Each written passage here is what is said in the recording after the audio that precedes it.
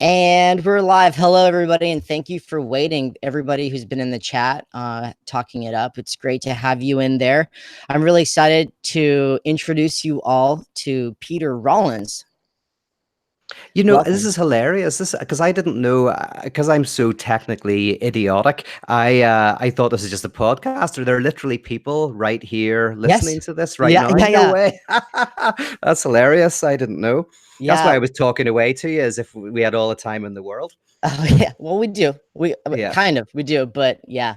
Hey, Kali's here. Dorian's here. River Ransom's here. And for you, Peter, I think you might be able to see the group chat in the window with the video. If you can, there's two links there. One is a link you can share with other people if you want them to be able to watch this. That's the second link. The first link is for the pop-out chat, so you can click on that and then you can see what everyone's saying if you want to. Otherwise, I will just kind of read those off when we get to Q&A sections. Well, I just typed hello. So is that, can you see hello? Am I in the right little Well, box? that's the private one between us, and then but if you can you see the link that's above that? A link. Oh, I shared it before you came in. So this is the link to the pop-out chat. I just shared it. Oh, brilliant. Okay. Oh, wow. This is exciting. Oh, man. I would have happily shared this well in advance if I'd been more au fait with technology. Okay. So, yeah, I see that now. Cool. Very cool. Great. Yeah. Oh, okay. We're cooking. We're cooking. Well, I was going to say one of the exciting things about interviews in this day and age is that because some of the audience can be present, it's like there's going to be things that while we're talking, you know, I have some background with Marx and Lacan and thinkers like that, and I've read your book, and so I imagine there'd be some things that just go over my head, or no, not that we like both understand and assume that go over other people's heads. And so I'm glad there are people here who'll be able to ask questions like as we go, if they ever get stumped on something. So everyone's encouraged to do that. But yeah, let's do introductions really quick. For those stopping in for the first time, I'm Dave. I also go by Theory. I use they, them pronouns. This is my channel, Theory Plebe. And I'm really excited to have everybody here today. This is a podcast. This is a live stream. This is a live chat with everybody in it. So it's a lot of things at once. And Peter Rollins is an author. And I was thinking about it earlier. I was like, is he more of a preacher or of a professor? And then I was thinking, like, you know, no, he's an anti-preacher and he's an anti-professor in a certain sense. And I don't know if you like that characterization. How would you introduce yourself? I love that characterization. You know, anti in the nicest possible way, that I'm not anti people who are obviously in the either the academic profession or the religious profession. But I guess I'm outside of those. I'm on the edges of them. I kind of might do my work within and without, weirdly, you know, with the academic world, but not within the institution. And I work with religious theory and religious practices, but not within the confessional church. So yeah, that's pretty cool. Awesome. Yeah, actually, and we met through the academic route when you came and gave a talk at JPCon, the conference that was responding to Jordan Peterson as a cultural phenomenon. That was great. Yeah, I loved it. I loved being there and being part of it. Met some fantastic people. Yeah, and I will share the link to that video in the description of this video afterwards. And this video will be available for anyone who has the link, you know, for as long as it's on YouTube. But it will get unlisted after a week. And after that, it's available to patrons or to anyone who's got a podcasting app. Theory Plebe is on basically every podcasting app. And so, yeah. Fantastic. And by the way, you know, you mentioned, you know, this anti-professor kind of idea, and this is just an aside, but I'm super excited about how there are new possibilities for people who are interested in theory but want to do it outside of the typical institutions. There are now more and more ways to do it. In fact, I would say if you want a good education, sometimes the last place to go is the university. And there's so many great podcasters, great academics who are now using online platforms. And I just saw like people like David Harvey is got a podcast now, and there's Richard Wolff is doing a lot of stuff on YouTube, and there's Cuck Philosophy, and there's just lots of stuff going on, and people with Patreon can start to support themselves doing it. Right. Yeah. It's like, you know, it doesn't take a lot to make this more worthwhile than being an adjunct like I was at Boise State, right? I'm not quite to the point where it is where I could do this independently. I still have to make other money elsewhere, but it doesn't take a lot more. It really doesn't take much more if I'm roughing it, and I am roughing it. But that's, I mean, what do teachers do? That's what they do. Absolutely. So what does that mean though to be we kind of talked about academia, but what about the church? You know, you have an interesting relationship with the church. You are considered a Christian theologian, I think. Would you consider yourself a Christian theologian? Yeah, the only hesitation is because some people, wouldn't consider me that, but I definitely see myself working within the Christian tradition. My academic training is in philosophy, mostly political theory and continental philosophy, but my work is very theological. So I guess I consider myself a Christian theologian in a similar way to how Zizek would see himself as a Christian theologian. At times, I don't know if he's ever used the term theologian to describe himself, but very much he's described himself as a Hegelian Christian.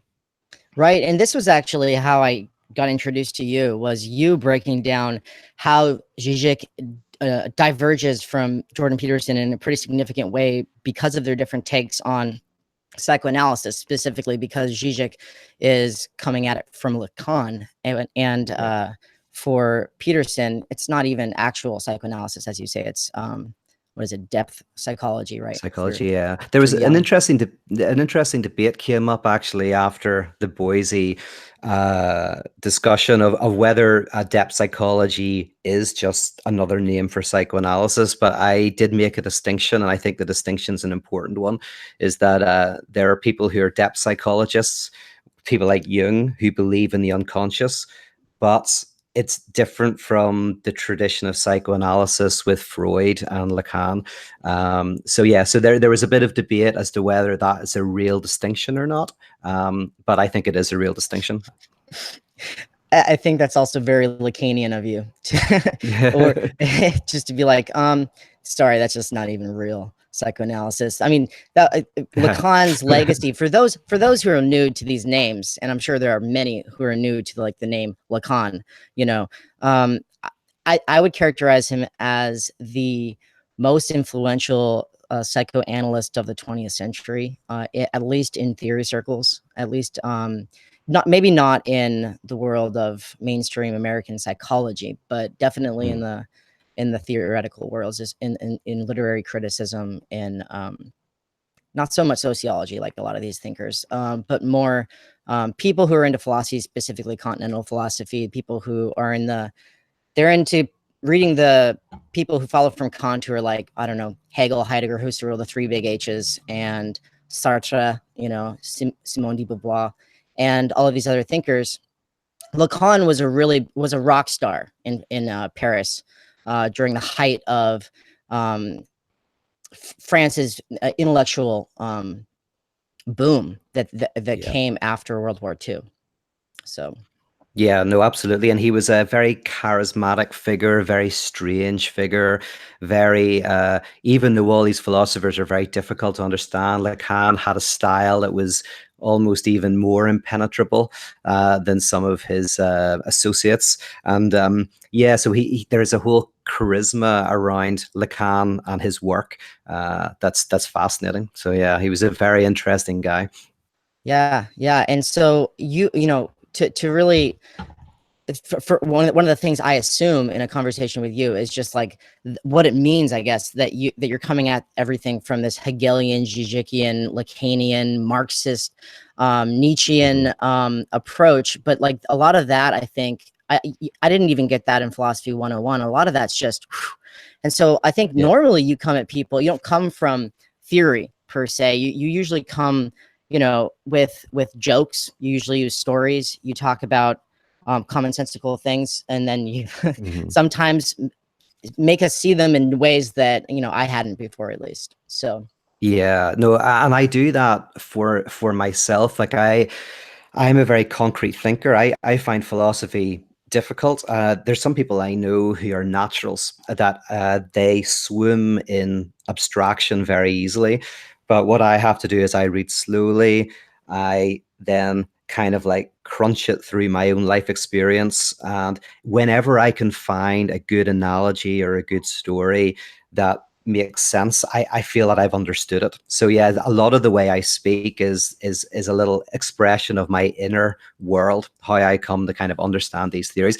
Plus, by the way, I believe that they are incredibly practical. I mean, that's why I call myself a theologian in some ways, because theology is a discipline with a theory and a technology. There is a theoretical dimension, but there is a technological dimension, which is called liturgy. That's the weekly gathering. And, psychoanalysis has its theory and its technology, the technology of the couch and the theory of the unconscious. And so for me, I started in Belfast with a community where I try to live out the theoretical work I was learning about in my PhD. And at that stage, it was very much around Derrida. Derrida and Heidegger were my two kind of like big theoretical influences before I found the heretic Lacan, so yeah. So yeah, all the time, I like, even I'm doing, you're part of it, this course on Zizek's Sublime Objective Ideology. And fantastic book. Yeah, and I'm in and the I 5th think chapter right now. For those who've never seen it, this is the beautiful, iconic cover of the book. So I'm a patron of Peter Rollins right now. I found out about this awesome book that he was going to be leading people with. And actually, if people saw on my website, it said that this was one of the books I'd be reading this year. And I decided that before I knew that you, who I just met, was going to be leading this. And I was like, oh, that's awesome. That's an awesome opportunity. Also, my friend Michael Downs, who's got the blog, The Dangerous Maybe, he's in there. And, he's one of my favorite people for breaking things down. And so having the two of you with helping me through this book, which is terrible. I've read some of these chapters like 5 times, and it's just a very difficult book. And then but you're all doing a great job helping me make sense of this. Yeah, and I think that's the best way to read, is to read slowly and in repetition. I'm a little bit skeptical of speed reading. There's all these courses get advertised about speed reading, and there's some books you can speed read, but any of the books that have been really meaningful to me are books that if I sped read them, oh my goodness, I would never get anywhere. So this is a book I've read 3 times, and as I say, I've gone over some of the chapters a half dozen times. Yeah. I'm glad you're talking about this. I just did a video on reading difficult texts, and it's sort of a defense of difficult writing. And the next, the natural follow-up to that is how to read a difficult text for those who really do, who are interested in that. Not everyone has to be interested in it, but for those who are, how do you go about it? And Lee Braver, I don't know if you've read Lee Braver. He writes amazing secondary literature on Heidegger, Derrida, Wittgenstein. And he's written some histories of, the continental philosophy, essentially, right alongside analytic philosophy and tracing that all out. But he's really good for breaking down being in time and some of Heidegger's later essays. He's got books on those things. And anyway, he does a 3-page essay on how to read difficult texts.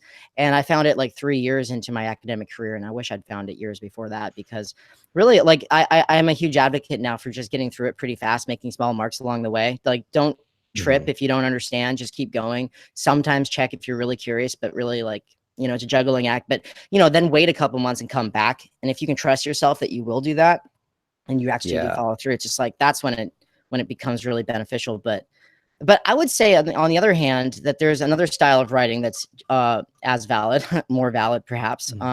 And I talk about this in that most recent video. It's like that we need a generation of educators, a boom of educators who are freed up from institutional constraints, who are then like able to break this down and apply it to life and build small communities around that, like through the internet. And I think that you're doing that in a lot of really cool ways. And so I'm hoping that we can get into all of that. But I wanted to talk for a second about the thumbnail of this video for anyone who clicked on that. It says ideology and idolatry. And so I just wanted to establish really, really quickly that is the prevailing theme of this talk. And maybe I should have said that at the beginning for anyone who didn't see the thumbnail, for the people who maybe joined through podcast or whatever, if this was automatically queued. But yes, ideology and idolatry, what are those things? Can we talk about ideology for a little bit?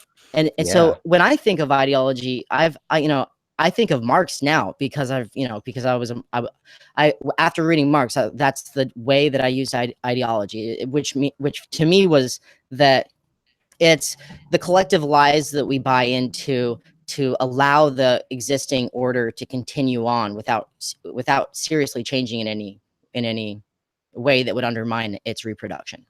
Yes. But that's that's a mouthful, though. How would you characterize Marxist ideology? Yeah, it'd be great to spend a bit of time kind of unpacking it. I guess I would start by saying it's very similar to yourself, is that ideology obfuscates central antagonisms and deadlocks within social reality. So various social realities have inherent deadlocks, and we can talk about capitalism in a minute if you want, but there are inherent deadlocks, and ideology kind of is able to cover over them, make them look contingent, kind of like take our focus away from them. So at a very simple level, fascism is a great example, because fascism is a type of ideology where everything is very clear, right? So in fascism, you have an antagonism within society. There is, economic exploitation. There's class warfare. There's various problems. And so what you do is you say, well, this deadlock isn't inherent to the system. It's because of the Jews. So the figure of the Jew makes this deadlock contingent, and it displaces it. If we could only get rid of the Jews, then everything would be great. Return to the earth, like get rid of exploitation, get rid of financial institutions that are like destroying our society, get rid of intellectual abstraction, all of that. So the figure of the Jew becomes the concrete manifestation of the deadlock, but obfuscated, distorted. And actually, the weird thing is that it's actually the figure of the Jew that holds fascism together. It's the thing that seems like the enemy that needs to be got rid of for fascism to thrive. But if you got rid of the figure of the Jew, you would not have fascism. Fascism would itself just dissipate, because the antagonisms would, now that they're not hidden, now that they're not scapegoated onto another figure, this fascism wouldn't be able to hold itself together.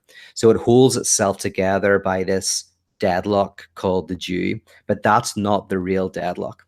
So that's a basic notion of ideology. If I could add one thing, actually, what Zizek brings to this conversation is, he says there's two dimensions to ideology. One can be called symptomatic, and one can be called phantasmatic. So the symptomatic dimension of ideology is kind of what I just described. It's where there's a symptom in society. There's violence, there's inequality, there's problems with the judicial system, the education system, the prison population, homelessness, all of these problems, right? These are eruptions. And as say in fascism, you get a scapegoat. The figure of the Jew is the reason.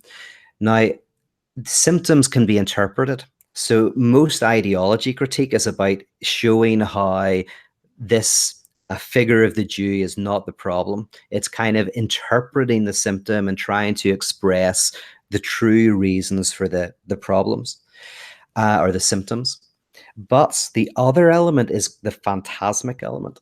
And this is the idea that when we encounter antagonisms and problems within the social reality, we fantasize a way of getting rid of it. We fantasize some way of covering over these antagonisms, right? And fantasy is to do with pleasure. The symptom is to do with interpretation, and the fantasy is to do with pleasure. So technically, if you interpret fascism and you kind of have a great critique of it, you still don't dissipate it, because the figure of the Jew is also giving the fascist pleasure. It's not just giving them intellectual way of dealing with the antagonism. It's giving them something that is actually a pleasurable experience. And so for Zizek, you have to interpret the symptom, and you have to traverse the fantasy. You have to kind of strip the fantasy away, and help us see that this fascist ideal of a non-antagonistic community in reality is just a fiction. Right. So, and this might be, so does this relate to postmodern Marxism in a sense, with Zizek, for instance, where he talks about how the proletariat is a symptom, and then he goes on to talk about how basically you can't get rid of a symptom, right? And so what does he mean by that, do you think? This is in chapter 1, isn't it, I think, of the Sublime Object? Yeah, and it's interesting because on a common sense level, you can get rid of a symptom. So I have a bad back, right? Say I have a symptom of bad back, and it's not because of some physical thing. It's actually because I hate my work. And the bad back is a type of protest in my body, what's called a conversion disorder. My body is registering my protest against work or against a bad relationship. Now, in some ways, you can, by interpreting that, by giving it meaning, by drawing out why it's there, you can make changes in your life and that might dissipate. But yeah, Zizek's talking about, I almost want to make a distinction between kind of symptoms in a very small s way and then symptom with a capital S. Okay, and yeah. Lacan calls this symptom. And a symptom with a capital S is a type of deadlock, a type of antagonism that, yes, you're right, you can't kind of get rid of without getting rid of yourself. And a good way of describing this, I think, is Russell's paradox. So Bertrand Russell, he was critiquing Frege. And he basically showed that within a logical system, there is always a type of anomaly. You can't create an entirely closed logical system. And the parable that is used to describe what he meant is, you imagine a village, and in the village, everyone who does not shave themselves is shaved by the barber, right? So Bob the barber. So if you do not shave yourself, you go to Bob, and Bob shaves you. So that's a totalizing system. It covers everybody. But there's one exception, and that's Bob the barber, right? If Bob the barber doesn't shave himself, then he has to shave himself. And if he shaves himself, then he shouldn't shave himself. And this is kind of like saying, oh, this is an antagonism that can't be done away with. It's central to the very system itself. That's the deadlock. That's the symptom in its rawest form. It is a deadlock within reality itself. I mean, we probably need to unpack that maybe, but I don't know if you've got any questions about that or comments or. Well, I love that, and I think that was a good clarification. The thing that I wanted to highlight really quick, I'm not sure if you can see the chat, but one of our regulars here, Kali, said a little higher up. I'm scrolling up. The Jews, in quotes, have been replaced in the U.S. for the immigrants. Yep. And absolutely, and this is such a relevant time to be talking about it. And it's just the concentration camps in the United States right now, and how it has become normal for countries to intern large groups of people because of arbitrary lines drawn in the sand. And what are those arbitrary lines drawn in the sand like a manifestation of, except for ideology? It's pure ideology, at its finest. And it doesn't really matter if it's the Marxist kind of ideology where they know not what they do, or if it's the Zizekian kind where some people, they even know what they do and they get pleasure from it, and they just continue on in their sort of perversion. I don't know. Yeah. Have you been following what's going on with the camps in the United States? Yeah, a little bit, and it's incredibly disturbing, and we live in very disturbing times. This is it brings us to the issue of the difference between problem and symptom. And I think, which is actually at the Boise conference, this is probably my main point about the difference between Peterson and Zizek is, a problem is something that comes in from the outside that you can solve. It's like a cancer in the body that you can cut out. And if you cut it out, then everything's good. A symptom is not a cancer in the body. It's kind of what holds the body together. And even for Peterson, when he talks about things like, what's his term for cultural Marxism, that's right. But these, European intellectuals coming into, America and threatening to destabilize Western democracy. Right. So that's kind of like this problem is threatening to destabilize the current system, whereas for Zizek, no, a lot of what we see are not problems, they're symptoms. They are evidence that the system is already destabilized, but that we don't want to face it. So all of the explosions from like the problems within the prison system, immigration issues, all of these issues, they're not problems that can merely be solved through the right immigration policy. They're potentially symptoms that describe a catastrophic antagonism that's within Western society itself. And this is where, I mean, this is where I'm quite classically Marxist. I'm less so in other ways, and I'm more Zizekian. But you know, for Marx, he isolated the central antagonism of capitalism as exploitation of the worker. And I think that's very important. And I worry that we forget that, especially within progressive and liberal debates. I at the risk of being called a class reductionist, I think that that there's a central issue about, even if, here's the thing. This is Zizek's critique of John Caputo, actually, and John Caputo is another hero of mine. But there was one point where John Caputo, in a book, I forget what, I think it was a book with Vadimo, and Caputo said, what if we could imagine capitalism without racism? Capitalism without sexism, capitalism without various phobias and scapegoats. Maybe it wouldn't be so bad after all, right? That's a paraphrase, but you know, maybe this beast, this monster, would not be so monstrous. And you know, Zizek's response to that was saying that, well, two things. One is, actually these are necessary dimensions of capitalism. They're ideological obfuscations and explosions of the antagonism. But then the second point is that you could say that even if capitalism ran brilliantly, you had great bosses who were very kind. They you know, were really you know, progressive in their politics about trans issues, about gay and lesbian issues, and all of this.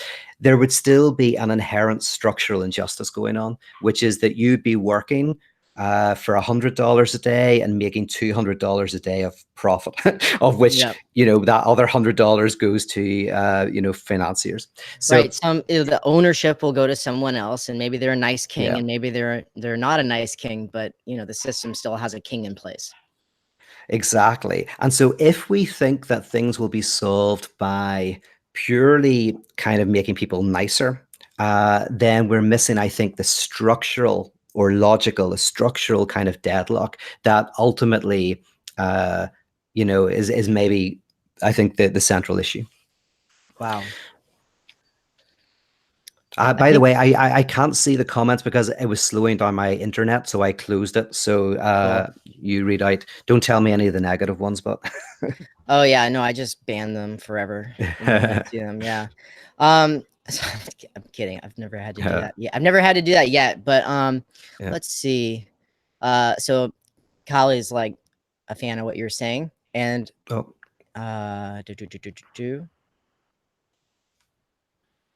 people are just like talking about exploitation being inherent to the system. Yeah. I mean, that's very key. I really like to emphasize that in our current climate, because and that's very connected. This is what I like about the work of Zizek, is it links historical problems with inequality that are happening right now, right, with this inherent structural deadlock. And I think if we lose either one, we're going to, you know, I suppose if you lose the concrete, real issues of inequality that are happening today, maybe that's what makes you a class reductionist. And if you also ignore the structural inherent deadlock that is for Marx within the commodity. I mean, this is, if we maybe want to get into Marx, but it's so clever what he does, so genius. But in the commodity, there is inherently injustice. When I eat my breakfast, there is a whole pile of injustice in the commodity of cornflakes that I am kind of oblivious to. And if we don't see that structural thing, then what we end up with is, actually we can end up just helping the current system. We end up being the cunning of ideology is that we think we're fighting the system, but we're actually helping it. So I think of, for example, did you notice this? Disney has this thing, Ariel. Is it Ariel who's a princess? I've heard rumbles about this, but I haven't read up on it yet. Yeah. Yeah, so basically they're doing, I don't know if it's animated or I think it's I think they're making it a real live right, and feature film. And she will be black. And she'll be black, yeah. And some people are losing their minds about this. Yeah. But here's the interesting thing about it. So there's a hashtag called, I think, Not My Ariel. And I looked at it the other day. No. Yeah. Oh, no. But here's the interesting thing is that literally I couldn't find one racist in using that hashtag. It was all people who were going, I can't believe racists are saying this. Basically, I support this movie. And the funny thing is, I would never have heard of this movie if it hadn't been for this. Now, I don't want to get into, I don't want to sound like I'm a conspiracy theorist, but it's great free advertising. Oh, yeah. It's great free advertising if Disney kind of wanted to encourage basically selling the movie by getting all of us to hate the people who are annoyed because this is a black princess and not a white princess. And you kind of go like, I wonder how many people actually have a problem there. Of course, there will be some racists out there who have a problem, but in fighting that racism of people who have a problem with Ariel being black, we are very much supporting Disney, and that movie will probably be a lot bigger because they're getting billions of dollars of free advertising. So that's where it just gets complicated. Yeah, Kali just said outrage as a marketing strategy is definitely a thing. Yeah. Yeah. Do you think that Gillette was doing that with Gillette commercial? I think Kim Kardashian was doing it potentially with her. She did a thing called with a kimono brand or something. Did she call it kimono? That wasn't the woke Pepsi thing, right? Like, no, this is actually just very recently where the fact that it was so blatantly obvious that she would get attacked. I was like going, oh yeah, maybe, because what you do is she called it kimono and people are going to go, oh, you're cultural appropriation. Right. Then she gets massive amounts of publicity. The next step is you apologize, you change the name, and oh my goodness, you sell a lot. Gillette, it could be, but here's the problem with the conspiracy theory. So I'm critiquing myself here, is that you have to be very careful not to do it deliberately, because there's going to be somebody in the company who's going to tell everybody, and then that will backfire. So I wonder whether it's conscious, whether it's kind of unconscious. Yeah, but I think that's what something like Gillette ad might end up doing. It's an incredible way to get huge amounts of publicity.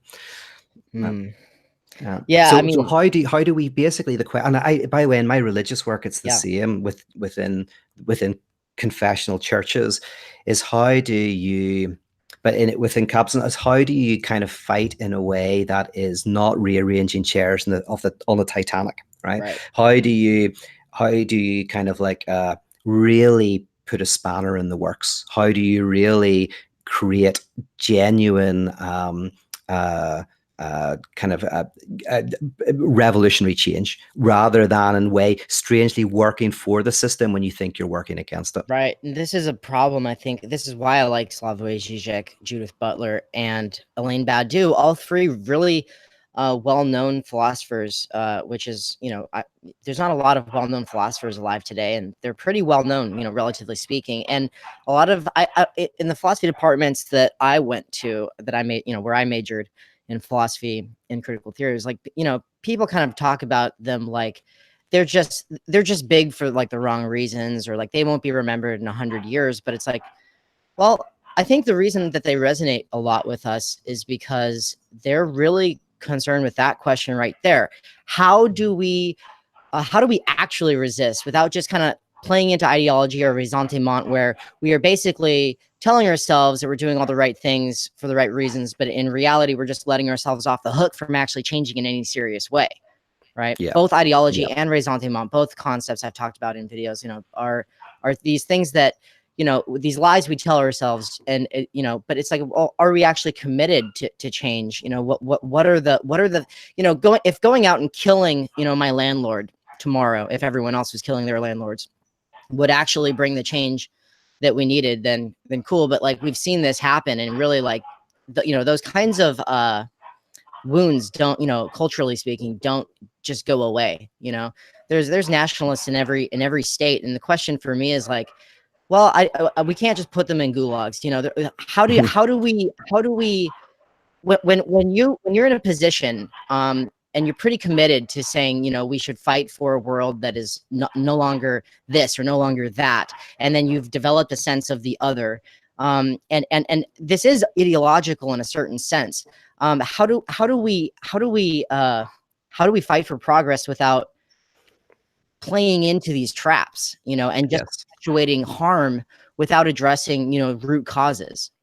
Yeah, and you mentioned the killing all the landlords. I think this is what could be called the right wing derivation of the left, right? And I'm naming that really in relation to the work of Todd McGowan, who's a theorist I really like. And what I mean by this, and this is very central to Zizek's work, is that actually, even within the left, you find, say even within the left on both sides, so the right and the left, let's just call it that for the sake of it, you can find utopic visions of if there's the enemy, if only I could get rid of them, then we can usher in the utopia, the non-antagonistic society. Right. And so Zizek, at the very beginning of the Sublime Object of Ideology, and Zizek is a Marxist in many ways, but he starts off with a critique of Marx. And the critique of Marx is, he says, there are a few times within Marx, but it's not central to his logic,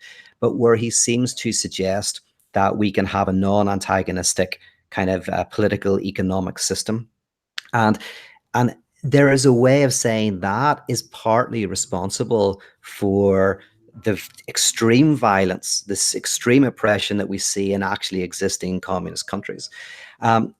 So basically the problem then is utopic thinking. There's a kind of a utopic dimension, fantasy that we have, that on the left and the right, that can cause all sorts of violence and scapegoating and pleasure. So the question is, and this is where Zizek's critique of capitalism comes in. The critique of capitalism is not that it is antagonistic, but that it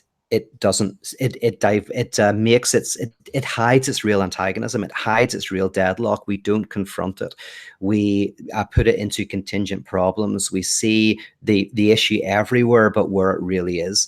And, right. This is you eating your breakfast, and an economist calling, the environmental devastation and worker exploitation is causing externalities, right? Yes, absolutely.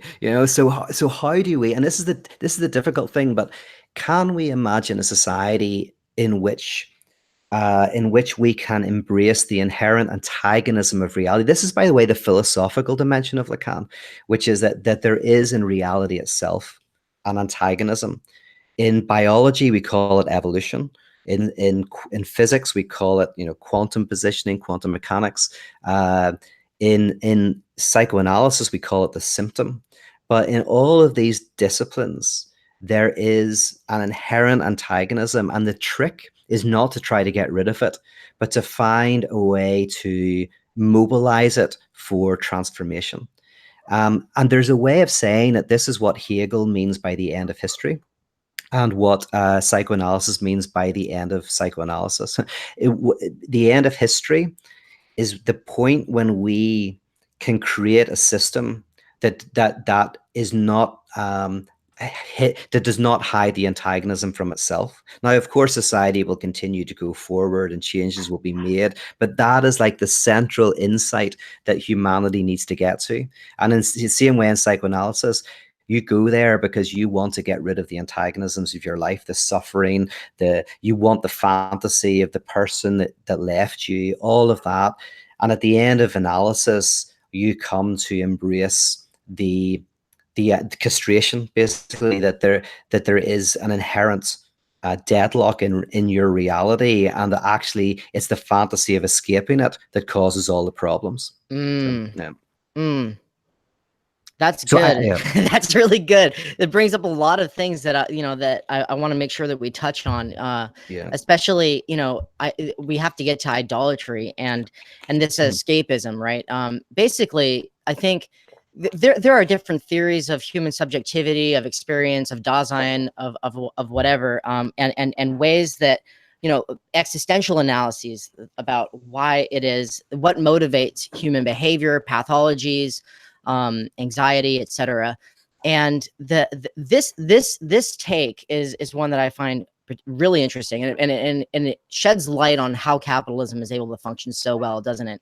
But also, other things like religion, and or how religious institutions, institutionalized forms of religious practice, are able to prey off of certain aspects of the psyche and its relation to ideology, that it's internalized due to the existing conditions, right? And I'm curious, like, you talk, so people are asking in the chat if you're Christian. Do you consider yourself a practicing Christian? And so here's one of the things we haven't unpacked for people is like, that's such an interesting question when you've debated one of the new atheists, Lawrence Krauss, and when you've which was a fantastic interview. It was a funny interview. It was you're using Lacan and Marx, and he didn't know what to do with himself. He's so used to arguing with people like William Lane Craig that so it's like that. So yeah, I am interested in hearing your question, but I want to preface your answer by just saying that the book that I've read by you is called The Idolatry of God. What of God is an idol? How is that possible? Maybe you could talk a little bit about that before talking about whether or not you're practicing. Okay, yeah. Well, so idolatry and ideology come from the same root, eidos, the same Greek root. So in many ways, for me, idolatry critique and ideology critique are pretty much the same thing in different spheres. And like, my interest is in what does this end of, what is this, you call it the death of God is what it's called in religion. The end of history is what it's called in Hegelian philosophy. The cure is what it's called in psychoanalysis. There's all of these. My interest is in how do we encounter the ontological lack that operates within existence, right? So I'm kind of working with this notion, and basically idolatry and ideology for me are both ways to cover over that lack. They're both ways to try to avoid a confrontation with that. And I see people, for example, conversion then means moving from one system that has the answers to another system that has the answers. Someone converts from Buddhism to Christianity, they become a humanist, whatever. What changes is the content of their belief, but what doesn't change is that there is still what's called a big other, which is there is still a system of wholeness and completeness, a way of avoiding a crack or a deadlock or a fissure that is within reality itself.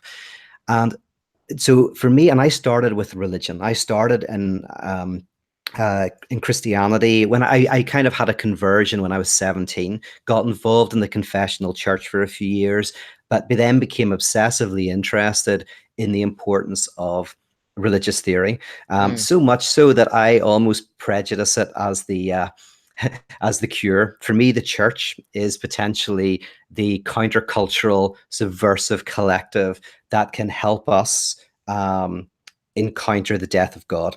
Now, I'm not talking about the church that you go to at the end of your street, but I'm talking about the church in its radical form. But we can get back to that in a second. But basically, idolatry critique for me is about critiquing the idea of God as a big other. Some being out there, he has all of the answers. What actually Dietrich Bonhoeffer called the Deus Ex Machina God, the God that is a big Santa Claus, that is an imaginary figure like Superman. And an ideology critique is about critiquing the big other in the economic and political realm. The big other, the invisible hand of the market, or history, fate, destiny, whatever you want to call it. So all of my work is about fighting the big other. And funnily, weirdly, but it's similar to Zizek. I actually think that if we can do Christianity in a radical way, it's very much aimed at, in fact, it's centered around the death of God. Yeah, so there you go. So do you consider yourself a death of God theologian, or, you know, Yeah. because you say that you like Caputo, and that's what Caputo does as well, right? Yes, he does. Yeah, and Caputo was very influential to me. There's a slight and like you a slight antagonism between my two big influences, kind of the psychoanalytic and then the more deconstructionist of Caputo. But I I secretly like them both. Although I'm more like, so Caputo doesn't like the psychoanalytic stuff as much. But he's a good Catholic, you see. So the old Catholics, when they think when a child is born, it's beautiful. You're born into the plenitude of being, and it's roses, and it's beautiful. The old Protestants think that it's a ontic shock, it's horror. The child is ripped out of oneness with everything and into a fall of being, and it's like a Bosch painting of terror. And so I kind of think of it like that. I identify with that version of it, but I like to blame it all on capitalism. So yes, or the state, yeah. So and I think we kind of have touched on now how idols sort of form to fill this lack in the with the nation state, you know, with the church, with God. We haven't really talked too much about the market, and you said we could come back to that. But you know, there for Lacan, there is this basic, what you just described as, you know, baby ripped from wholeness into this traumatic sort of baptism into this terrifying symbolic order where you are told you cannot do these things and you cannot have your enjoyment, and that, you know, the people who you thought were in charge aren't in charge, and we're all just pawns, and you have to be a player and you have to get with it, and you have like this terrible lack from that oneness that you had, and so you're pursuing something to fill that void, and where your ideas for filling that void come from the social reference points in your field, you know, whether it's your primary caretaker or your father or, you know, mother, you know, uncle, whatever, and they model like how to get that enjoyment that you've lost, and you assume that they have it, but the thing is like none of us have that enjoyment. But when you think that some people have that enjoyment, it can be a cause for serious resentment if you think that them having it means you cannot have it, right? So that's the Jew that has taken my enjoyment. They're here and they're taking away my oneness, you know, and here we're projecting our birth trauma onto the other, you know. But then there's a non-ideological way, right, where, oh, there's no big prevailing ideology. I just got to find myself, be true to myself, enjoy, and then capitalism is here to say, well, there's a million different ways of doing that, and you can differentiate yourself from all the other people who are taking your enjoyment and get the real enjoyment by buying this product. Right? And so I got carried away with explaining it myself. It was a question, and then it turned into I can jump off summary. the back of that. yeah. Jump off the back of that, because I think that's a brilliant, beautiful kind of. There's a lot in that to unpack expression, because I think the question then is like, what do you do with this? On one side, you're saying there's this this lack, and we're caught in this system of oppression, and the other is maybe we somehow try to ignore it and whatever. But here's the interesting thing about Christianity. This brings us to Christianity. Is that in so we are, in a nutshell, you could say, right, when I'm born, well, yeah, here's a concrete example. So I'm 17 years old. There are lots of signifiers in my world: freedom, justice, democracy, all of these words, all these big political phrases. But at 17, I have no interest. I've come out of school, no qualifications, no interest in any of that stuff. And then what happens is I get a master signifier called Christianity. So I convert into this thing called Christianity.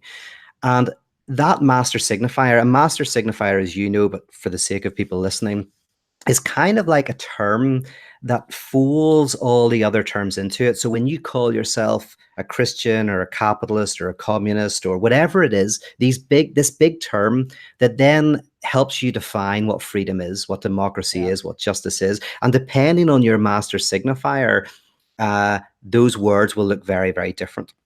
So I am interpolated into Christianity. I now amazingly have a framework to understand my reality. I don't have much because I don't really know what the word means, but as I sit within it and people talk to me about what Christianity is, I gain more and more of an insight into the world. Then for Lacan, with that comes an interesting thing, which is I don't fully know what Christianity is. I've just been brought into it at 17 years old. I'm learning. I tend to postulate that there is someone who does know what it is, right? The leader, the person who's been in it for 10 years, the Bible, God, right? So this is called transference. I imagine a subject supposed to know some big other that has the answer that I don't have. And I'm always trying to answer it. What is capitalism? What is communism? What is Christianity? And there is, if you read The Sublime Object of Ideology, you'll see this, but there's a reason why we never get to the answer. Let's not get into that now. We can come back to it if you want, but there's a reason why we always feel we're missing it. But we imagine there's someone out there that knows it, even if we don't consciously think it. And then this is where the interesting thing happens. I'm sorry, I'm kind of like painting a big picture here.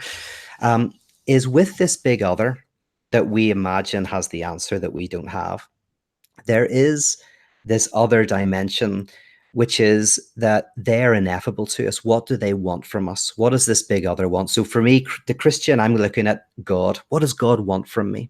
Now, there are certain demands, like things in the Bible that I think I should do, but there's this ineffable dimension. You never fully grasp it. What does the other want from me? And this is what technically in psychoanalysis anxiety is. Anxiety for Lacan is the feeling of not knowing what you are to other people. It's not knowing who I am in relation to the big other, society, my parents, my friends. So strangely, anxiety in philosophy is mostly thought of as the fear of nothingness, right? But Lacan gives a more technical definition. It does have an object.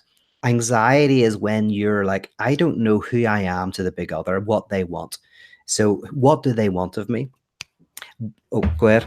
Jump in I'm if you just want to say something. snapping because like that's one of the chapters, chapter 3 of That's right. the That's book right. we're Well, reading. it's So I'm very like, clear in my mind because tomorrow I'm teaching it. So with this unknowing, and me with the Christian, but think of a child as well. The child doesn't know what the parents want. They make demands. Don't beat people up. But then there's a desire. Well, do they really want me to stand up for myself and hit that kid in school? Right? Even there's a difference between demand and desire, and fantasy comes in to fill the gap, to try to make sense of that antagonism. So me as the Christian, I think of God. What does God want of me? That creates anxiety. Then fantasy fills that anxiety. God wants me to go into the world, evangelize, pray for the sick, do X, Y, and Z. I fill it in with a fantasy. And oh yeah, but here's the interesting thing about Christianity. So that's how the big other works. We get caught up in the big other. It creates these anxieties, etc. And the problem is how to get freed from it. And for Zizek, how you get freed from it is not that you stop believing in the big other. It's that you identify with the big other and the big other stops believing in itself. So what you do is and this is interesting about Christianity, is imagine I do not want to look at my antagonism. So I become a Christian, for example, right? I become a Christian to try to have an answer to everything and God and all of that. But then God doubts God. God becomes an atheist. So it's not that I stop believing in God, because here's the issue: is when I get a bit older, I go, Christianity's rubbish. Right? It's all this mythology. So then I go on and I embrace another ideology. Right? It's completely different in its contents, but it's the same in its form. The idea in Christianity is not that you give up on Christianity, but Christianity gives up on itself. And because you're symbolically invested in it, you are symbolically invested with the big other, and then the big other stops believing in itself. That's called the crucifixion. My God, why have you forsaken me? And then that leads to the epoch of the Holy Ghost, which is the new form of community, the new being, where God is in the midst. That is a great analogy for Lacanian psychoanalysis. Is that it's not that you stop believing in the big other, is that you identify with the big other and realize that the big other is impotent, because it realizes it's impotent. And that inner event it breaks you free from ideology. So right. So there's a lot in that. You said a lot of stuff that Yeah. I think it would take almost reading your book to unpack. But this is not sponsored by Audible, but it should be, because I'm about to say that it's your book is available there and it is read by you. So for those in the chat who are saying they love your accent, you'll want to listen to the audiobook. It makes for good listening for when you're cleaning your room. It's dangerous because there's one of my books that's not read by me and it's really boringly read. I think it might be Oh, Insurrection. no. So be careful, because one of them's like really terribly read. But The Divine Magician is probably the one that gets most in this. I don't think that's an Audible, sadly. But yeah, there you go. Thank you for pushing my books. They're all quite old now. Most of my new stuff's on Patreon. Go ahead. Oh, really? Yeah. Well, so you would probably push people to go towards that instead. Yeah, or free stuff online. I try to put a lot of free stuff online. I'm writing a book at the moment on this, but it's going to take another year before it comes out, sadly. Oh, cool.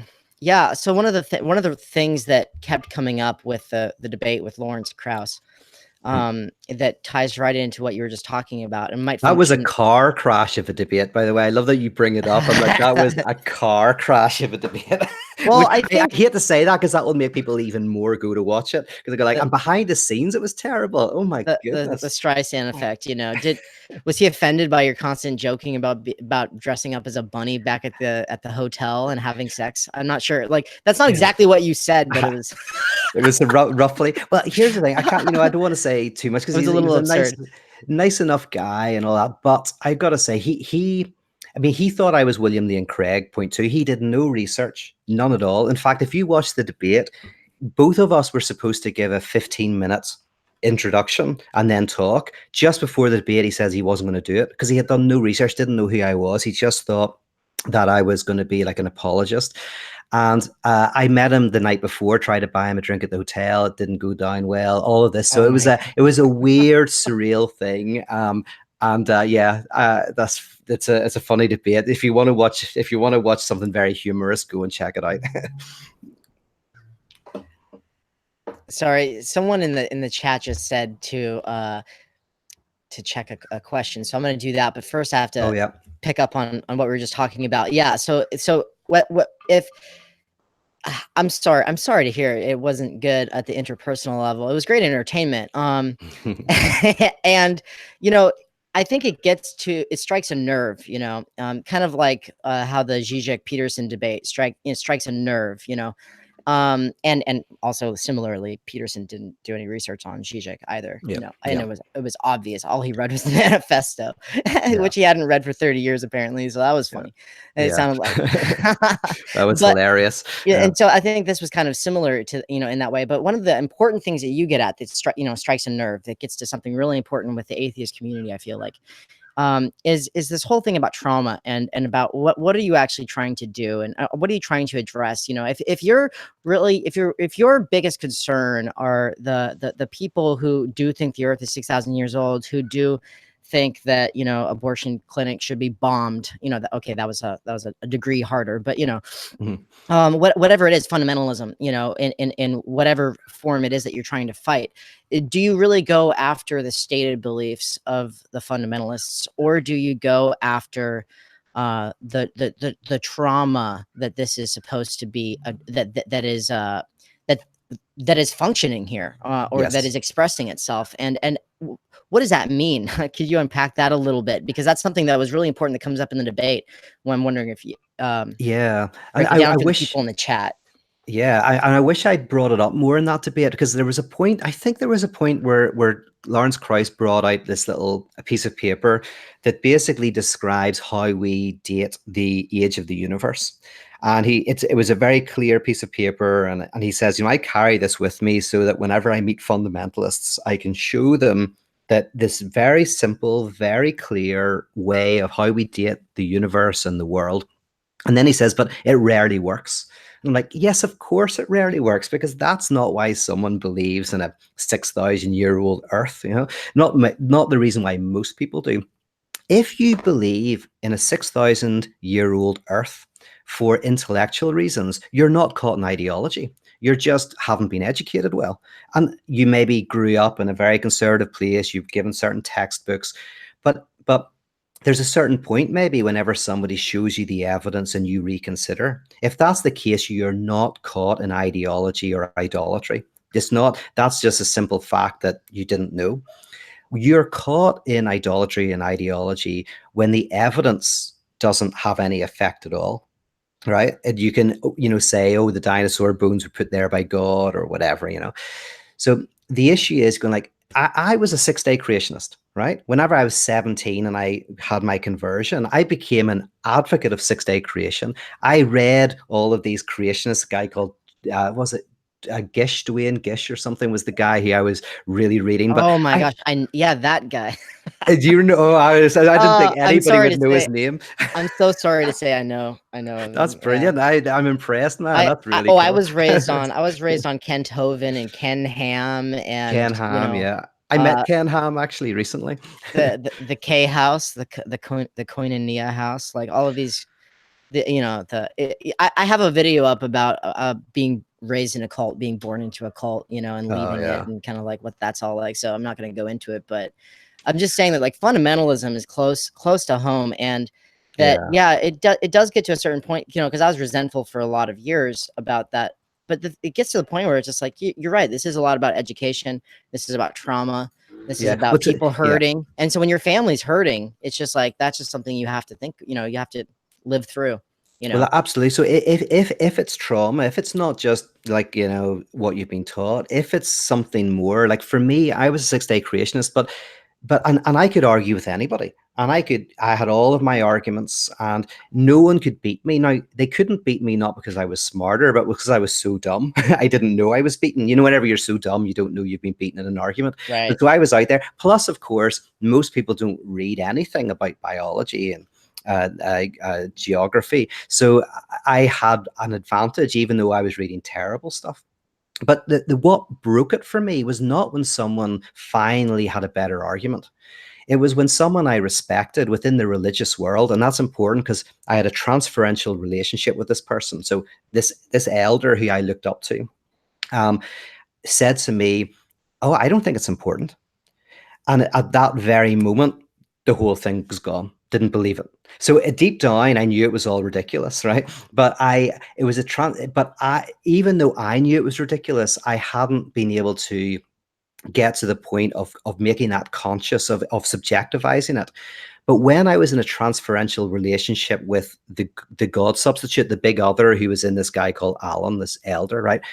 So my transference relationship, and when he didn't believe it, and he didn't even not believe it strongly, he just went, I don't think it's that important. I don't think you should worry about it. The whole thing collapsed. And again, for me, that's a lot of my work is about, getting into that transferential relationship with the other and then dying. Right. So absolutely. I just have to say, like, I was most locked into ideology of that form.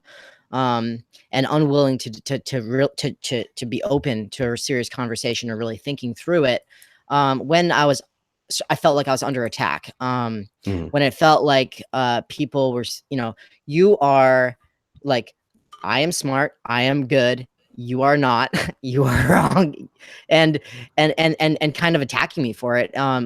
So this was like after leaving the home, if I'd meet people and I'd express a view on evolution that was that I am like I didn't know the arguments. I hadn't really been introduced to a lot of the educational resources, but I was most at my defenses and evasive and escapist when under attack, and then like later it just took meeting people who are secular who are like, you do you, man. It's like, you're cool. That's key, right? You met those people, they helped. However, I think the really important bit that most of us don't get, and I don't know if you had this or not, if you have an example of this, but the thing for me is that if the big other doesn't have the insight, we are less likely to be freed from our past. So, for example, if someone outside of Christianity says it's all rubbish, that can help, but it can also just attach you to something else. There, the transferential relationship, you go into the other. The interesting thing is whatever ideological position it is, it's when the big other realizes it doesn't exist. It's when the big other critiques itself that you're free not just from one ideological system, you're freed from the very form of ideology. And that's the trick. So my argument kind of is this, is if I see it a lot in religious worlds, as people go from Christianity into either, here's the options, New Age is very big. And then with New Age, kind of New Age and psychedelic drugs actually is the big one. So Music they're going, festivals. yeah, and the kind of the oneness of the universe, but without the dogma of Christianity, right? So I see a lot of people move from, but what they've done is they've substituted one big other for another way of seeing the universe as a harmonious totality. But when you're within a system of ideology and you see it not believing in itself, I think that can free you from the form. And politically as well, it's almost like it's not when you stop believing in the state, it's when the state stops believing in itself. When you identify with the state and then you see that the state actually is not whole, is riven with antagonisms, and acknowledges it, that can free you from it. So that is the kind of the logic of Lacan, the logic of Zizek, and it's why I'm interested in what's called pyrotheology. For me, pyrotheology is the way in which people put a transferential relationship onto my community, and then that liturgically we die as the big other. So that means that we are the last guru. The problem is with most religious structures is that they take the transferential relationship and then they use it. They pretend to be it. And the role of the pyrotheological community is it takes our transferential relationship, the desire, the other has to have something that believes, that knows, it has the answers. And then through poetry, music, art, ritual, it dies. So it's the last guru. You have to have a guru, but you have to have a guru that is an idiot, right? Or that shows that it's an idiot. To break. Anyway, there you go. There's a thought. Yeah. So are you trying to say that you're the idiot? You're the the pastor professor, not the anti-professor, anti-pastor we talked about in the introduction, but maybe you're the professor idiot, the idiot professor, the idiot priest, exactly, who has to kind of pretend that they're not an idiot for a while. The funny thing is you can be honest, but because transferential relationships are so strong that you can say that and these people will still transferentially relate to you. I wonder though, so and maybe I'm confused here. I feel like what I've gotten from Zizek or Slavoj, so far is saying that he's writing, this is like 1983, I think, right? And he said 1989. Oh, 1989. Okay, Yeah. so this is 1989, and he thinks that, well, his audience that he's writing to, which is obviously an academic audience. He's not writing this to a general audience, which some of his books are written for a general audience, but this one's not. He's just speaking to academics at the time, and this is what made him big. He assumes an audience that thinks itself non-ideological. And yeah, I know. which is shocking to me, which is utterly shocking to me. What a different universe that is, like a universe where people think that we are post ideological. Ideology has lost its hold over us. This is, being at the end of history. Capitalism has beaten communism, and ideology, critique is dead, basically. And Zizek loves to come in and it's like, oh, Lacan is dead, psychoanalysis is dead, communism is dead. Well, I'm all of those things, and also yes. and he kind of revives this, academically speaking, by arguing that ideology is at its strongest when you think that it's not real anymore. Yeah. So with the ironic distance, where the cynical consciousness that distances itself from the ideology that's functioning around it, I also worry that can bolster the existing situation, because people, become capitalist realist or what have you. And so I'm wondering, how does that relate to this idea that we can also be freed from ideology by just essentially laughing at the absurdity of it all? Yeah, no, it's what brilliant. are the dangers of that? Yeah, and there's a beautiful phrase, you'll know it. The greatest trick the devil ever pulled was convincing the world he didn't exist. That's the ideology thing. Is the greatest trick ideology has pulled is this post-ideological, post-structuralist kind of notion that we are broadly free from ideology, and that cynicism can free us. That we see the system for all its evils and we don't believe in it. We can laugh at it. We can show how politicians are liars and invested in terms of their own interests, etc., etc. And yeah, this book, and she's wonderfully perverse in the sense of the perverse subject. He's this incredibly provocative figure. He's brilliant. So he enters that field and he says, no, we are as caught up in ideology as ever. So yeah, the difference in what I'm saying and cynicism. See, cynicism is where you stop believing in the big other. It's not where the big other stops believing in itself. That's the kind of the trick here, is that the impotent move is when you stop believing, right? So like in psychoanalysis, Freud's notion is when your father dies, biologically, your father can remain alive symbolically within you, and in fact is even more powerful than when he was alive, right? He's dead in reality, but is alive, annoying you in your desires inside you.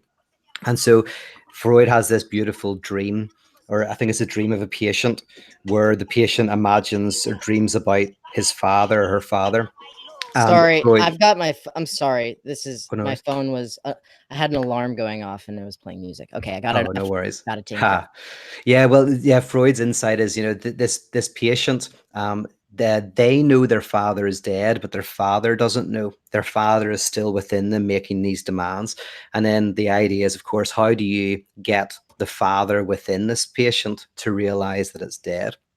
And so what Zizek is saying is he's critical of post-ideological thought, because post-ideological thought pretty much, it's kind of like the symptomatic dimension of ideology critique, but not the phantasmatic dimension of ideology critique. It strips away, it gets the right interpretation, but we're still, we sit in Starbucks, drinking Starbucks while talking about economic catastrophe, right? We're still engaged, getting something out of the ideology that we have cynical distance from. What I'm trying to say, and I think it's what Zizek is saying, is that the way to actually find a way out of ideology is to, I mean, well, here's an example from the book that it's a film by Woody Allen called, was it something Sam? It's about Casablanca. What's that famous line in Casablanca? Play it again, Sam. I think it's Play It Again, Sam. So there's this film, and in the film, there's this weak guy who is imagining he's like the guy in Casablanca, Humphrey Bogart. And this Humphrey Bogart figure as a ghost is always appearing to him, trying to kind of like get him to act more in a better way, in a cooler way, get some style. Right. You keep saying, right? So basically, what this guy, he wants to be Humphrey Bogart in Casablanca. That's his imaginary ideal, what's called the ideal ego in psychoanalysis. So that's his ideal. He's trying to live up to it. And then at the very end of the film, he finally does. He actually, there's a point where he lets this woman go who he wants to be with and he loves, but he lets her go to be with someone else, and it's a big heartbreak. But he basically asks, he acts in a very courageous way. And Humphrey Bogart appears and says, "Now you've got some style." And the response of this guy is, he says, "Well, you're not too attractive, and you're a bit short, but I'm pretty ugly as well, and I'm pretty short, so I think I'll be okay." Right now, what Zizek says about this film is that at the very end, the character symbolically identifies with Humphrey Bogart, actually kind of becomes Humphrey Bogart, but it's not that he becomes Humphrey Bogart and then this is amazing, he finds himself, he's incredible. He realizes Humphrey Bogart isn't that great, right? In the very symbolic identification. It's like me wanting to be James Bond. My mum loved James Bond, so I love James Bond. But so I imagine I'm James Bond. I want to, drive a car, wear a tuxedo, all of that. But then maybe I actually symbolically identify with James Bond and realize that he's a pretty sad individual. He's no relationships, can't keep a relationship going. He's an alcoholic, and so there's this weird thing that you identify with the symbolic other, and you realize the symbolic other is broken. And that's, again, what happens in Christianity structurally, is you identify with God, with Christ, and then Christ experiences the impotence of Christ. And that is what then brings you to the epoch of the Holy Ghost, which is the collective of people who are able to take responsibility for their own lives without a big other. That's kind of the death of God. Wow. Can I, by the way, I just realized my battery's low. Can I just plug the computer in? It'll take me 2 seconds. Just got to run next door and grab the charger. Totally. And actually, we're nearing time right now. In fact, I should just say that we're in the 10-minute wrap-up moment. Well, if we're wrapping up, actually, then I think I'll be fine battery-wise. I got 10%. And so yeah, we 10 minutes is about what we said hour to hour and a half, I think. So we're at the hour and 9-minute point right now. So one of the things I'd like to ask in the chat is everybody. Oh my gosh. Callie's like, definitely don't disappear yet, Peter. Okay, well, thank you. Yeah, we got you. We're not letting you go. This has been a lot of fun. Rarely I get to talk about these kind of issues. I'm loving this. And I say I'm so sorry I didn't realize it was live. Otherwise, I would have been a bit more prompt in turning up. Oh, no. Forgive my shoddiness. I actually appreciated your shoddiness. It gave me an opportunity to get it together. Something I was telling you beforehand, but I figure I'll share with the chat is that, we have an analyst in the chat. What's up, Daniel? Daniel DeWeese was at JPCon as well, was a presenter there. And yes, I remember Daniel. Yeah. Yeah. Daniel's in the chat. That's awesome. Thanks for joining, Daniel. That's good to see you. What was I saying? Oh yeah, for those who've been following what little I've posted about my exodus, leaving Boise, I've moved to California and have my tiny house here, and it's really a studio, library, study, bedroom. It doesn't have like all of the amenities of a real house, but I just moved that down here. It's a perfect studio. I've been getting it set up, but there's no Wi-Fi in there yet. And this is just one of those things about capitalism is like, I'm paying for Wi-Fi and I'm paying for my phone bill, but I can't go over 15 gigs of hotspot data. And it's like, wait, I'm paying for both of these things and I can't just have my Wi-Fi out here unlimited. Why am I paying for this twice? Oh, because we've invested these institutions with the right to have these monopolies where they agree with one another, not to compete and just to keep raising the prices and to keep one another's technology in one another's lanes. And it's like, anyway, it needs to be a utility. That's my rant. Well, here, where are you, by the way? Because I'm in LA. Are you anywhere near Los Angeles? You're about 8 hours away. I'm more like. I would have said let's go out for a drink, but yeah, okay. Well, next time you're in LA, let's go out for a drink. Yeah, I'm in the Bay Area, but and actually, this is where I was born. Was in the Bay Area, so it's cool. Got some old family here. So. Here, I am nervous about that dropping, so I'm gonna go 2 seconds. 2 seconds. Cool. And the thing I was just saying while you're doing that, the thing I was saying to the chat, everybody do ask questions. If you have some questions right before we close out, one of the things that, I listen to podcasts sometimes, and a lot of the times there's not the live chat function where people can get clarification in the moment with these bigger interviews. And, when I did the Nancy Fraser interview, I didn't do it live like this, mainly because of technological difficulties. But now that we are able to, it's really awesome. So people are able to participate with that. We don't have a super chat function yet, but don't worry. This is a small enough chat that I should be able to see everything regardless. So that doesn't really matter. I was going to auction something off. I think I'm going to start doing that once I have super chats. I'll start doing auctions for books and things like that. I'm back, by the way. If you awesome. See. The one thing I was going to say though, is for everybody who is in the live chat right now, if in the next hour you email theoryplebe@gmail.com with an address, you will get a sticker, a Theory Plebe sticker. I'm gonna make some new ones. I got to get rid of my old ones, and so I got to get rid of these things. So if you email the address to theoryplebe@gmail.com, you'll get a free sticker. Peter, even you get a free sticker if you want one. So I want a free sticker.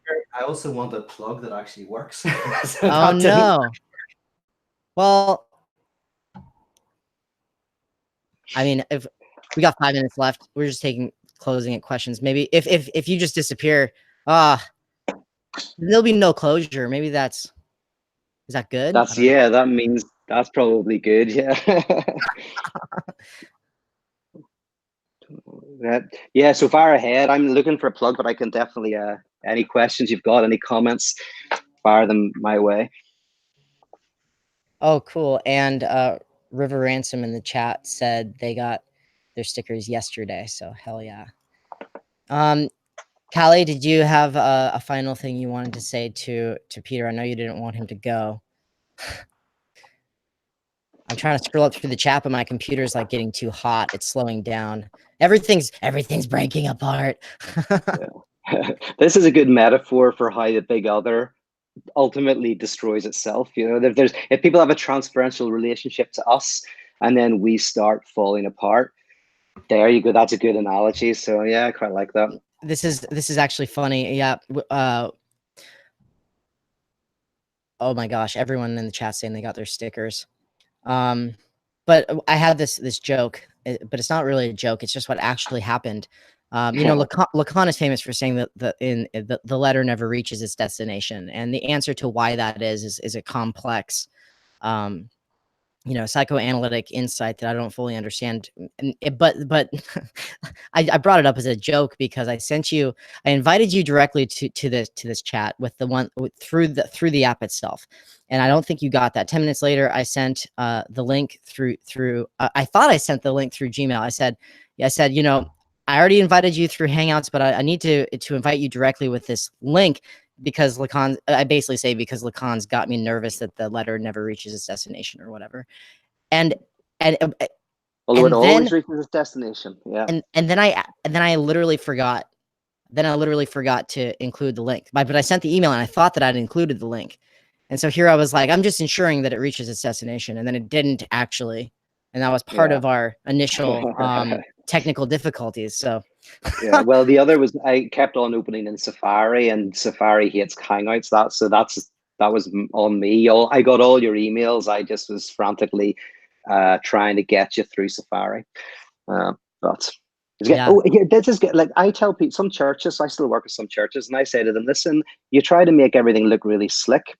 No, don't make everything look slick, because part of your very existence is to kind of people think that you're the personification of God. So if you screw up, it's actually a good thing.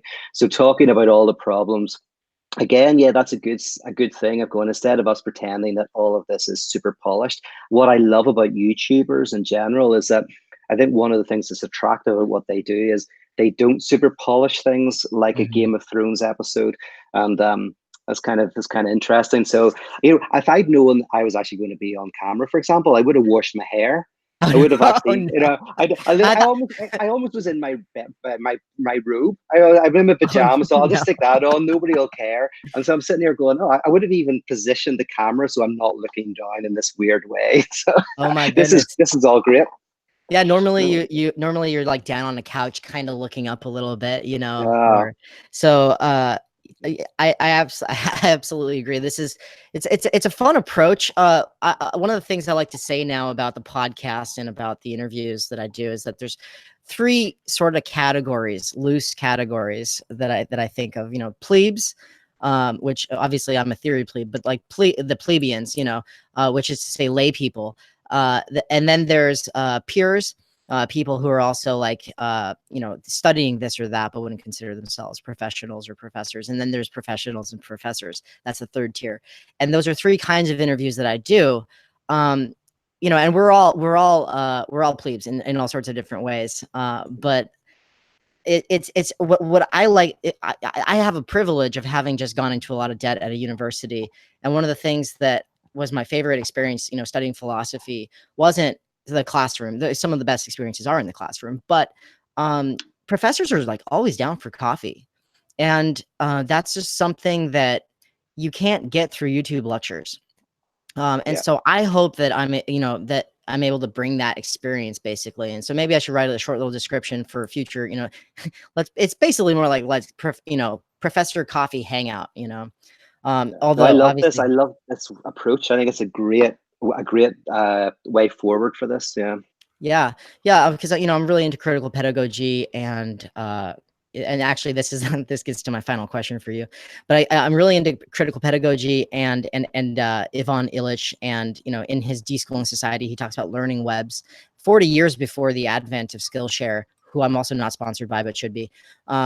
Skillshare and YouTube and all of these alternative learning means, you know, mediums that we have at our disposal now. And he was suggesting that we need to get out of the prison model, the prison industrial complex model of education, and move into something that's more, you know, passion directed like this. And so first of all, I appreciate you so much for coming on and making this possible and sharing this experience with people. But second, maybe you could touch on Ikon just a little bit, because if someone hasn't heard that, then they don't know how cool you are. Or not you, the communities that you participate in, or the anti-communities that you participate in through this thing called Ikon, this anti-group. Maybe you could talk about that for a second. I love talking about that on my 3%. We'll see how far I get. But yeah, I'm actually just designing a non-membership coin at the moment, because in Ikon we had a non-membership group, because basically people went to Ikon, but if they were ever asked, are you a member of Ikon, they would generally say no. So we developed a card that people could show that proved you're not a member of Ikon, that you only got if you went through a whole process. So I'm making these non-membership coins to prove that you're not a member of Theology. And that kind of captures this idea that we need communities that help us become individuals. You know, if you want to be the Kierkegaardian individual, I'm a strong believer that actually you weirdly have to enter into a transferential relationship with something that then collapses, that then frees you. And so Ikon, there were two dimensions of it. There was transformance art and there was decentering practices. And they were designed through art and music and liturgy. And we created these events that were almost theatrical in nature, that helped you to experience these ideas, helped you to go through the transferential relationship, helped try to free you from idolatry and ideology. I'm wary of saying any of them because I'm literally on 1% now. So people will have to do their research to find out how we did it. But for 11 years in Belfast, I said that I did that with a group. Well, the amazing thing about the internet is I can queue on this video and in the description links to other things. And so one of the things that I'll share is that presentation you gave I'm pulling it up right now so I can share it with everybody. But you get into a lot more detail about some of the crazy antics you all get up to that are really fun and inspiring. I've actually taken inspiration from some of the stuff that you've done, and have engaged in performance arts stuff with New Symbolization Project at Boise State and through other means. And it's the first thing that comes up when I search for you. It's Rob Bell interviews Peter Rollins. So I'm going to share that link with everybody. I hope that those in the podcast even are able to get the link that I'll be sharing in the description of the podcast. Do check it out. It's worth listening to. It's where I went from being like, oh, so Rollins is this person who knows about Zizek, to being like, you're doing some real cool stuff. I'm really excited about it. So I'll also send you a link to a couple of documents that are hard to get of two gatherings. I don't know if there's a way for you to share those. They're actually written by Katharine and Moody, who wrote a very good book on radical theology. So if you want, I'll send you those, and then they're good descriptions, and they don't exist in print. There's 10 of them in my first book, but these two don't exist anywhere except for in the book of Katharine Moody's, which I would recommend you buy, but it's expensive from what I remember. But there you go. On my 1%, I better say my goodbyes, or you think it'll be rude? Yeah, do send me that link. I will put it in the description for the podcast and for the videos. I'll let you know when this all goes up on podcast so you can share it. And everyone in the chat, thank you so much for participating. Yes, Kali, do check out the New Symbolization Project. Search for that. There's a lot of really cool stuff there. My computer is lagging and I'm probably breaking down right now because it's so hot out here. So everyone, thank you so much. Peter, hope you have a good rest of your day. Take care. Bye-bye. Take care. Bye-bye.